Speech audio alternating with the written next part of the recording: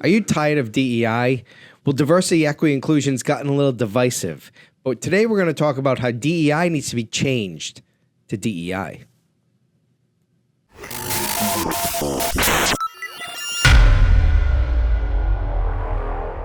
Hi, welcome back to Blunt Force Business. I'm Brian LaFauci. And I'm Patrick Marino. And today we're diving into the topic of diversity, equity, inclusion, otherwise known as DEI, which has been smashed in our face for the last couple of years over and over again. But we got a unique take on it about how DEI is not DEI. It's actually DEI. Well done. Yeah, good job. Thanks. All right, ready to dive in? Let's do it. They're like, our listeners are like, what the fuck are they talking about? We're going to replace DEI. You got to listen. You got to listen. DEI. We're going to replace DEI with DEIs. Pay attention. You're about to get learned, get schooled in on some shit. All right. Blunt force fact number 1.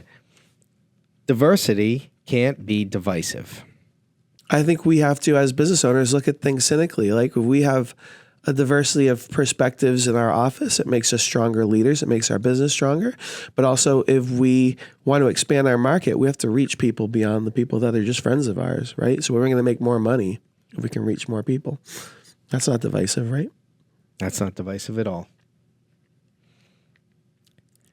Blunt force fact number 2, we have to replace equity with opportunity. Yeah, so you're never going to have equal outcomes unless you take away from people who are succeeding. People are always going to work harder, but at the same time, people do work from different starting points. So we have to do the best we can to provide opportunities so that people can achieve. People have the motivation they need to achieve at the highest level. Awesome. And blunt force fact number 3 is inclusion is listening. Yeah, so what's the best way to make your organization strong? It's to make sure everybody in the organization feels included. And we talk a lot about listening, and listening is what allows us to give people the voice they need to participate in our company and make us stronger. Let's talk about that one right out the gate, because I really think that why we said DEI is now DEI. It's DEI as a whole has gotten this stigma. It's become politicized. It can get people. It's illegal in some states. It can get people all fired up. And I think that because of some of the things we said, I think the intent of the concept, everyone can get behind. The implementation in some cases of the concept is where people are feeling frustrated. It's where people are feeling like this is not what this was supposed to be. And do you need to implement it? Absolutely. But I think in looking at how you implement it. Well, I think we're looking at getting rid of DEI as it looks right now in the political world, and how it's been taken over by bad actors, right? You've got a lot of really bad examples of how this has been taken over by people who are really anti-business and anti-money making, and we are all about making money, and we are pro-business, right? And I think that what we're going to do is we're going to take a lot of our small business owners who certainly thought that this is something that's holding them back, and there's a lot of examples of this being divisive, right? It's like some of the way that the initiatives are being presented are making people feel divided within their own company. A lot of the different things that people do for equity and inclusion in particular turn the people off that they're trying to turn on. Like, for example, with job applications, right? If you include a lot of information about people's backgrounds and you say, like, look, we're trying to include more people, we're trying to have a more diverse workforce, the number of applications that you get back go down, not just from white people, but from the people that are in these marginalized communities that you're trying to invite, because they don't want to be a part of it either.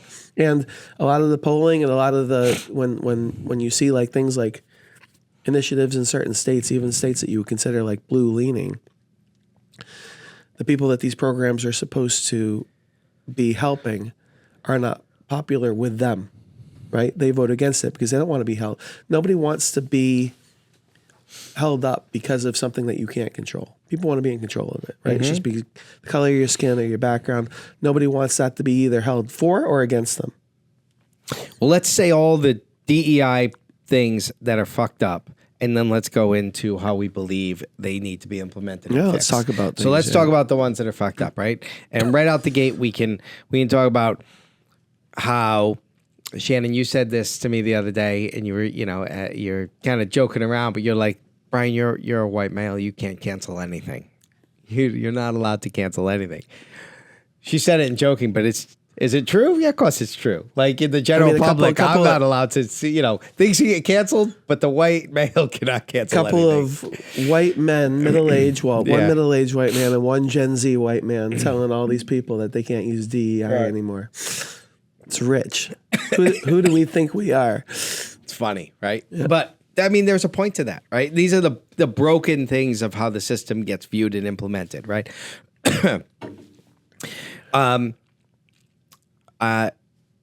Applying to colleges with one of my kids right now. And, you look at it and you say, well, it is a known fact that my kid might have a less of a chance, or it feels my kid might have less of a chance to get into that good school because she is middle class, white, Caucasian, applying, who grew up in a suburb, right? There's too many of those.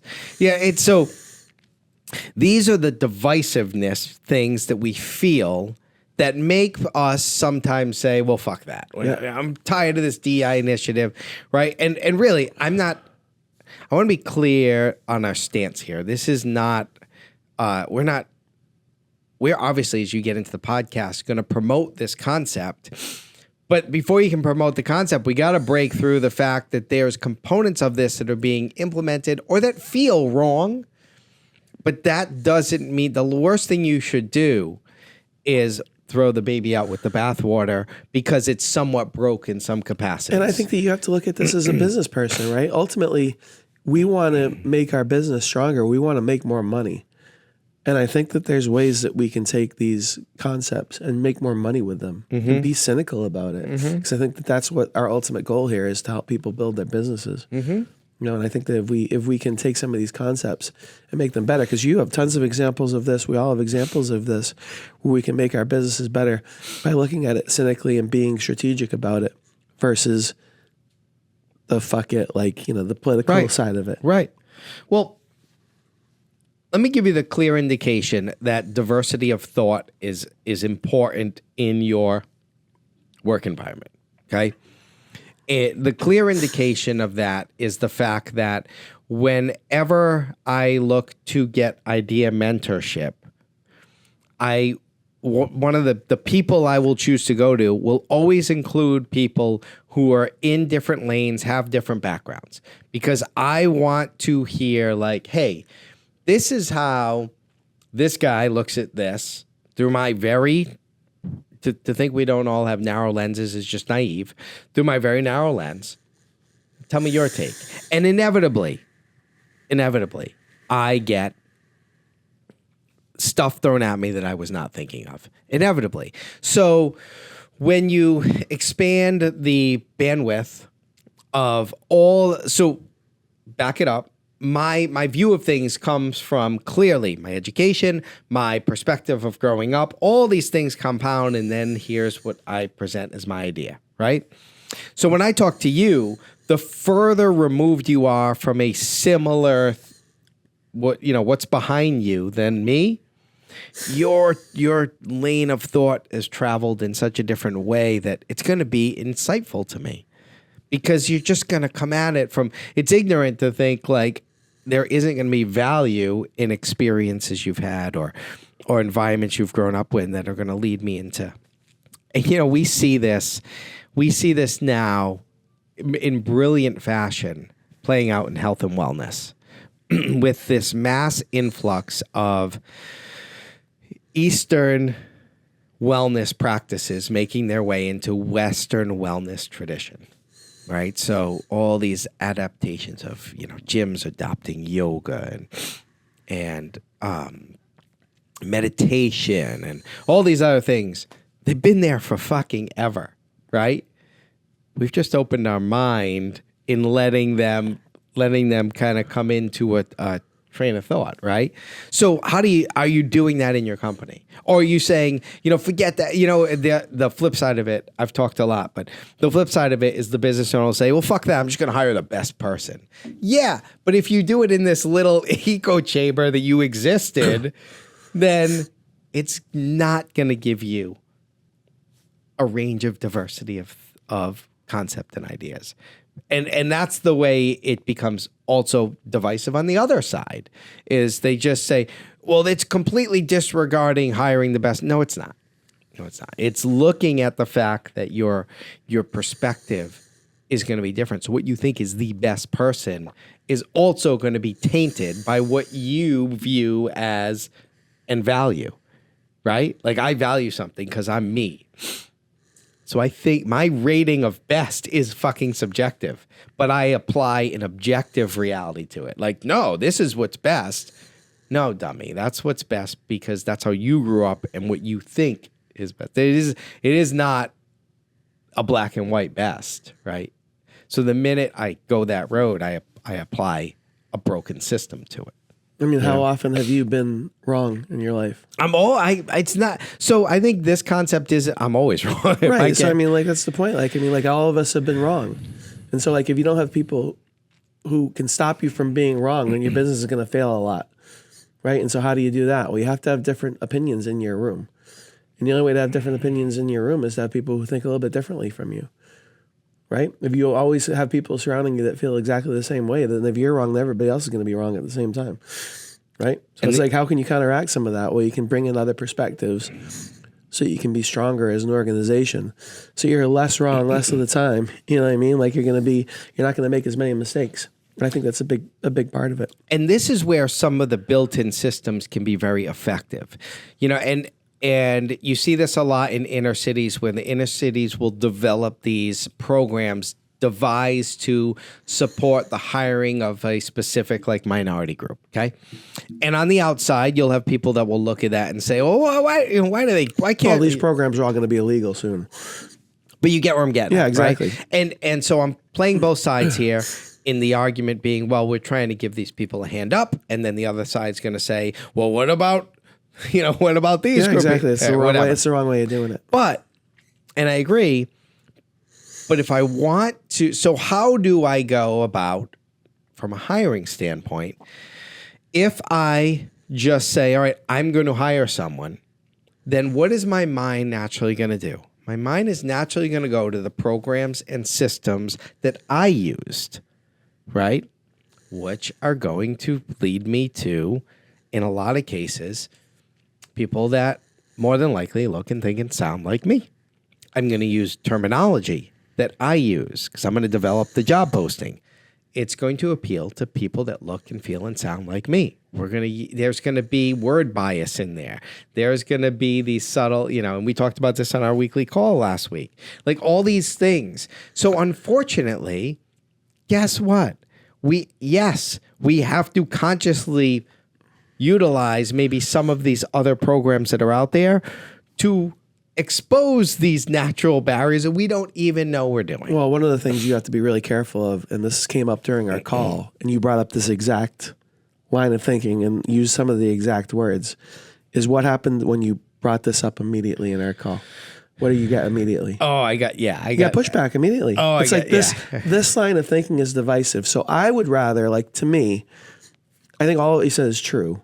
We bring our biases in and we have to be careful of that. But I think sometimes when you tell people that, the walls go up. The laws go up, right? Yeah, now it's all this. Right. So instead of saying it that way, like I tend to look at it like from a cynical perspective. Like, do you want to make more money? Yes. How do we make more money? Well, we expand our audience. Right. It's the number one way to make more money is to expand your audience and to sell to different people, right? And how do you sell to different people? Well, you have to develop messaging and marketing materials that work for those people. And what's the best way to do that? You freaking diversify, right? And like there's a ton of examples that all of you will get. Tiger Woods, how many freaking black people cared about golf before Tiger Woods? Not nearly as many as did when he was in the game, right? Now you're making more money. How about this? Why was Dr. Dre so attracted to making Eminem one of his number one artists? He was a freaking white kid. He saw the dollar signs, right? Why did rock and roll explode after Elvis Presley became a star? Rock and roll was not something that white people listened to, right? I mean, like, these are all examples, like the Beastie Boys. I mean, like, you could bring up all these examples, you know, and it's like, if you watch, and it's kind of funny now because you see how cynical it is, right? Every car commercial has a mixed couple. Like there's no families driving freaking SUVs in car commercials that are two white people or two black people. It's all a black person, the white person, or a gay couple now too. There's no such thing as like traditional things don't exist on TV. It's anymore, funny, right? But like, it's not freaking to make the world a better place, right? That's not why they're doing it. It's to sell more stuff. They're freaking trying to make more money, right? So if you want to build up into an audience, and you have good examples of this in your own freaking business. Yeah. Right? Because you had this indoor sports facility. You're a white dude. You're working in a facility in an area where there's a lot of Hispanics, Latin American people, right? And you weren't selling to those people. Right. And it's like just freaking like... And I didn't realize it for a while. You're not going to realize it. So it's like, if you want to expand your audience, you have to sell to people. And so how are you going to sell to those people? Like those people, I'm saying it cynically. But I know what you mean. How do you sell to different people? People who aren't like you. You got to find people who understand those people and people who look like those people. It's the only way to do it. Right. Because as soon as you see yourself in it, that's the more likely way. Like, there's so many examples of in your own life that you're just going to know. Right. So like, why you wouldn't take advantage of that to make your business better. Right. To me is a mistake. I completely agree. And you know, so sometimes you have to consciously do that. Right. I'm not. And I think I fail at this all the time, and we're actively working to like get better at it. But the reality is that, I mean, am I going to put my job description out in Mandarin? No, probably not, because that population is maybe really small, and I don't think it's right. But is there a way I can speak to a more diverse audience with maybe? By putting out like I said, we use Spanish, Portuguese, two languages that were very our area where we are is Portuguese. Right. It's like a huge Portuguese population. So if we wanted to connect with them, it's the same reason if you go into a Spanish-dominated neighborhood and the stores, all the signage, what are they doing? They're talking to their people right now, right? They're not trying to get me in the door. Now, I would say, you would say, oh, that might be a little bit of a flaw in this concept. But at the end of the day, they know that the people walking around, it's who they want to target. We are looking at this from a different standpoint in expanding the diversity of thought and idea and concept in our business, so we're getting a holistic picture and can engage new audiences. And so sometimes we have to be conscious about it. And that's where the opportunity equity piece comes in, because the devil's advocate to that is going to say, well, you're not going to select the best candidate because it has nothing to do with the best candidate. First off, if you think there's a quote unquote best candidate, then that's like saying there's only one person you're going to marry. It's the most ridiculous thing ever. Okay, there is no best candidate. Right. You mean I'm not waiting for the one, Brian? Right, the one. I'm not waiting for the one. It really is, because when's my person gonna make themselves available? Right. When's my magical employee gonna come? Guess what? There is a fucking boatload of magical employees. So you're gonna want to get a good one. You want to get a really good one, and can we do that in a diverse atmosphere? Yes, you can. And you're not missing out on this magical person over here who you think exists, who doesn't, by the way, because if your wife was to leave you by cheating on the lawn boy, you'd find another one and you'd love her just as much, because there isn't just one. Right. I want to get back to the other points in the conversation, Except my wife. There's only one of you, honey. There's only one of you. When we get to this concept, we get to the concept. Hold on, I gotta save myself here. Give me a minute. I'm digging my fucking hole. Go. I wanted to get to point number 2, right? We talked about I was on diversity. Point number 2. Well, you kind of got to point number 2.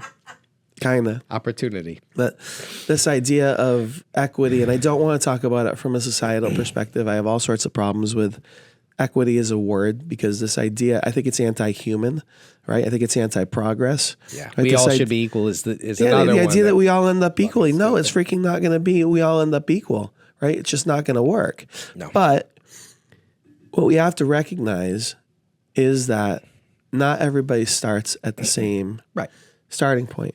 And this is important. Like, I've worked in some pretty heavily female environments where you can just tell by the way that they talked and the way that they kind of like a lot of times held back in a more male dominated area of a conversation by like habit, right? And so they didn't feel like they could speak up. So like, how do we help them get to the point where they have the same opportunity?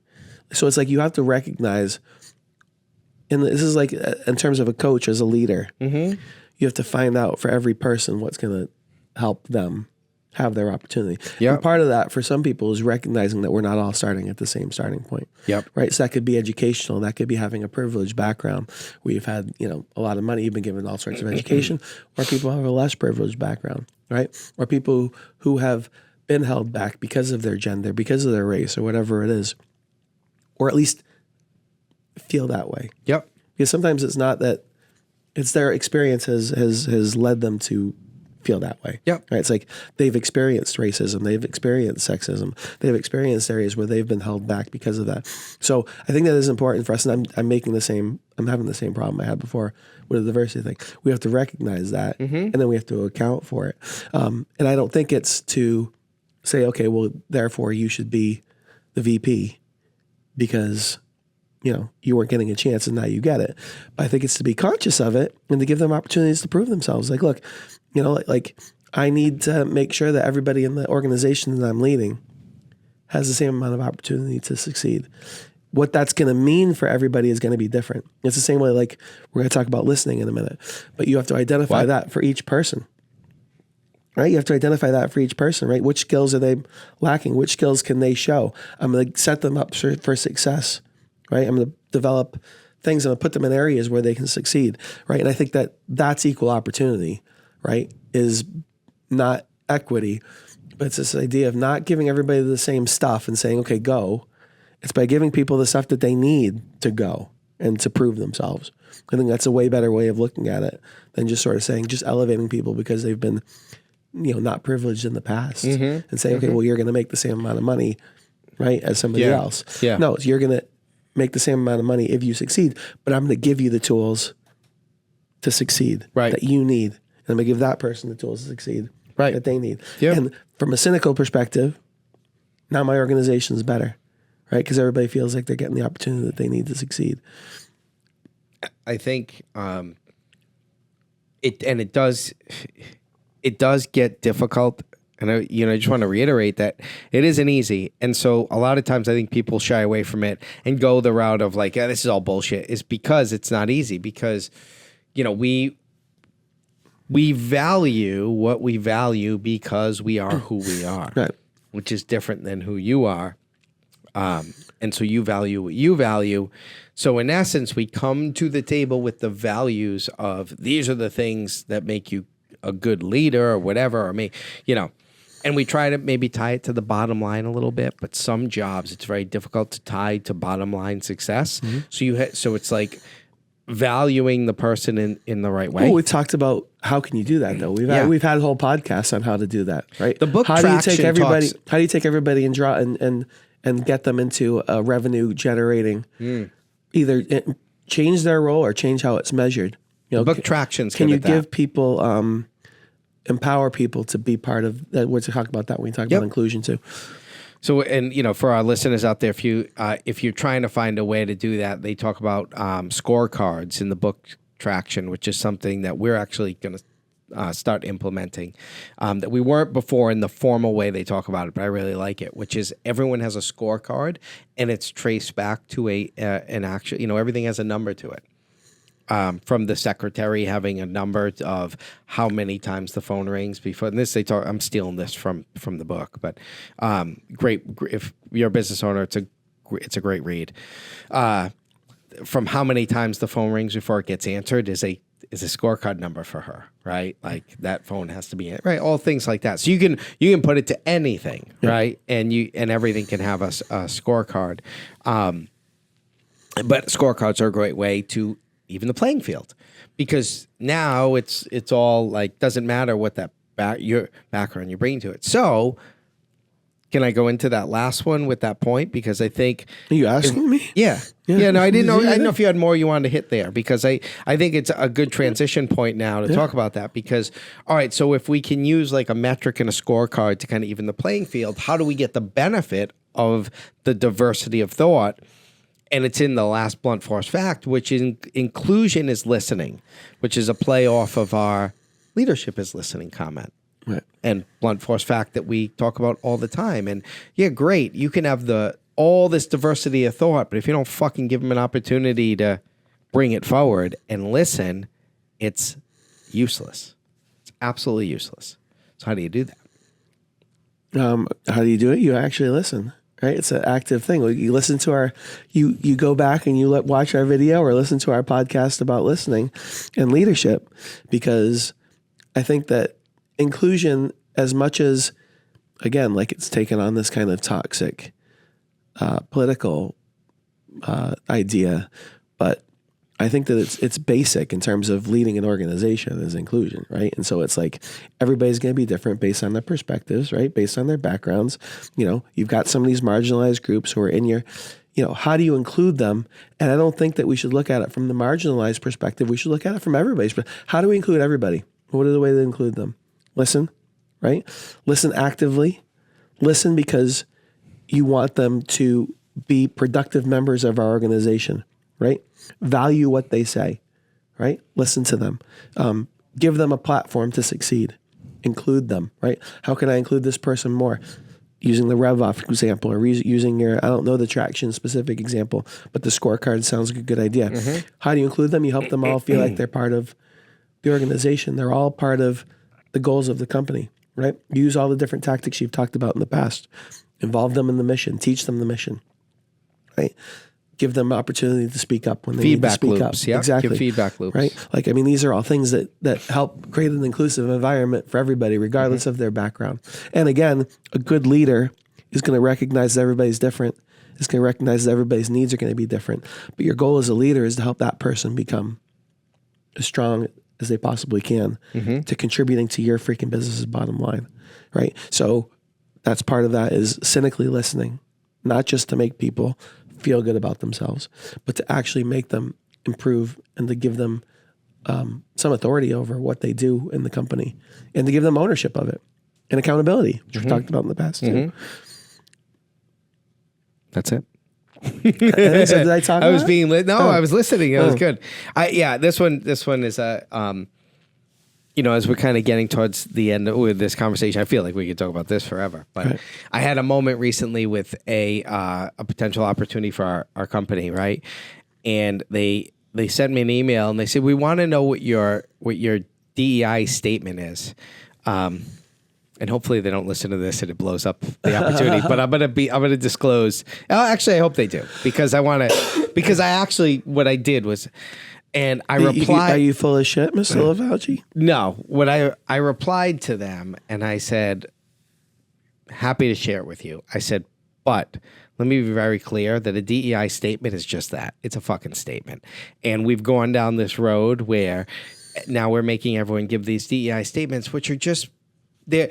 This is where the cynical side comes up. Well, this is superficial and this bullshit. Is destroying it up because it's like you see like who's the bullshit. school? Was it MIT who eliminated DEI statements? Like a lot of the colleges are now getting rid of these things because they're super divisive and they make people. They're divisive and they're bullshit. They put people in situations where they got to say something. Yeah, you're just saying this. You're saying it's bullshit, but then you probably created something, right?